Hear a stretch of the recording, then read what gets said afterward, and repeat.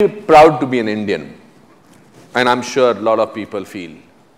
But corruption bothers me, and I'm sure you also spoke about it.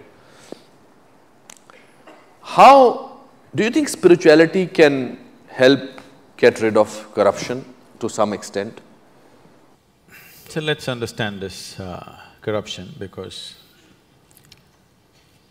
it's a very important thing that everybody understands this properly in its right perspective, rather than reacting against a bunch of people who are in an advantageous position, okay? Why I want you to understand this is because for the first time in the history of independent India, the 64 years, that means 2 generations of people, they have at least 50 to 60% of them have had such a bad deal. Today you and me will talk all this and go home and eat well. Correct. There's a whole bunch of people, almost 400 million people, who cannot do that. So, if we handle the next 5 to 10 years right, we can change that. It's a tremendous possibility which is on our threshold. There's an economic possibility sitting on the threshold. If we conduct this right, we can change their lives. Those people who have not eaten properly, those children who are malnourished, which have the highest level of malnourishment, those who are not educated, those who don't have opportunities, those who are in that horrible social and economic pit, their lives can change in the next 5 to 10 years if we conduct our act right.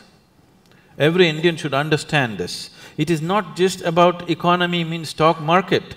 It is about hungry people who will have food on their plate. Economy does not mean stock market, economy does not mean foreign cars coming into India, economy does not mean you wear better clothes or this and that.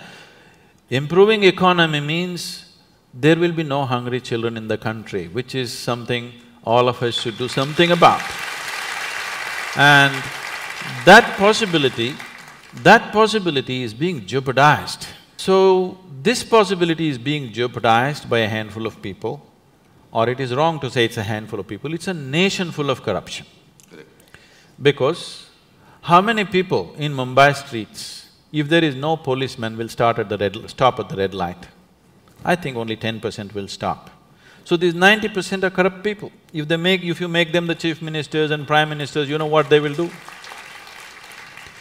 So instead of just calling it by one bad word called corruption, we need to understand, we as a society are trying to move from a feudalistic way of managing our lives to a democratic way.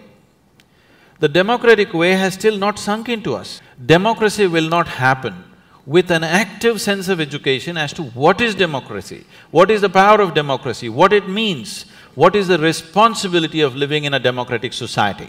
This has not been done. We just took democracy from the British and we think if they just put their vote and get their fingers dirty once in 5 years, everything is settled. No, we have not educated people. We are still a feudalistic society acting to be democratic.